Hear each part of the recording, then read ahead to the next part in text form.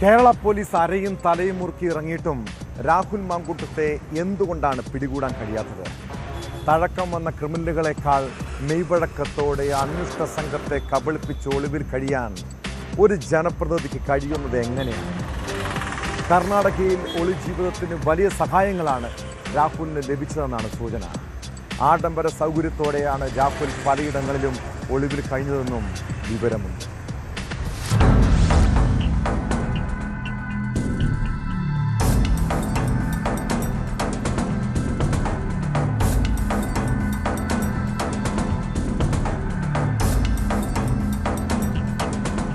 ബംഗളൂരു നഗരത്തിലെ അത്യാഡംബര വില്ലയിലാണ് രാഹുൽ 2 ദിവസം ഒളിവിൽ കഴിഞ്ഞതെന്നാണ് പോലീസിന് ലഭിച്ച സൂചന.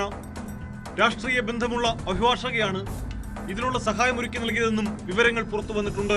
ബുധനാഴ്ച വൈകിട്ട് ഇവിടെ പോലീസ് എത്തിയെങ്കിലും 2 മണിക്കൂർ മുമ്പ് തന്നെ രാഹുൽ മുങ്ങിയിരുന്നു. രാഹുലിന് കാർ എത്തിച്ചു നൽകുന്നതും യാത്രയ്ക്കുള്ള വഴികൾ കണ്ടെത്തുന്നതും ബംഗളൂരുവിലെ റിയൽ എസ്റ്റേറ്റ് വ്യവസായികളായ ചിലരാണെന്നാണ് പോലീസിന് ലഭിച്ച വിവരം. ഇവരിൽ പലരെയും പോലീസ് നേരിട്ട് കണ്ട് ചോദ്യം ചെയ്തിരുന്നു.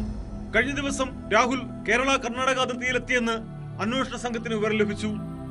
തുടർന്ന് സുള്ളിയെ കേന്ദ്രീകരിച്ച് രാത്രിയിലുടനീളം പരിശോധന നടത്തിയെങ്കിലും പ്രയോജനമുണ്ടായില്ല. രാഹുലിന് കുടകിലും സഹായം ലഭിച്ചെന്നാണ് വിവരം.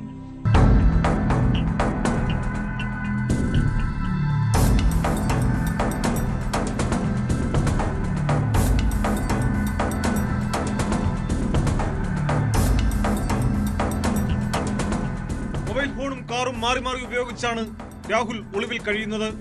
ഇടയ്ക്ക് ഫോൺ ഓൺ ചെയ്തത് തെറ്റിദ്ധരിപ്പിക്കാനാണെന്നും പോലീസ് സംശയിക്കുന്നു. CCTV ക്യാമറകളുള്ള റോഡുകൾ പരമാവധി ഒഴിവാക്കിയാണ് രാഹുൽ പാലക്കാട് നിന്ന് പൊള്ളാച്ചി വഴി കോയമ്പത്തൂരിലേക്കും പിന്നീട് കർണാടകയിലേക്കും കടന്നത്. കർണാടക തമിഴ്നാട് അതിർത്തിയായ ബാഗലൂരിലെത്തി അവിടുത്തെ റിസോർട്ടിൽ ഒളിവിൽ കഴിഞ്ഞ പ്രതി ഇവിടേക്ക് അന്വേഷണ സംഘം എത്തുന്നുവെന്നറിഞ്ഞാണ് ബംഗളൂരുവിലേക്ക് കടന്നത്. കർണാടകയിൽ SIT സംഘം തെരച്ചിൽ തുടരുകയാണ്.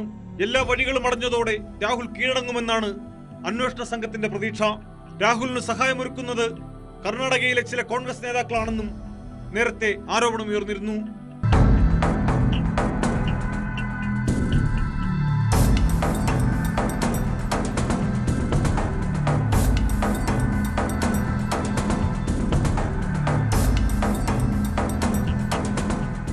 News desk, News 18.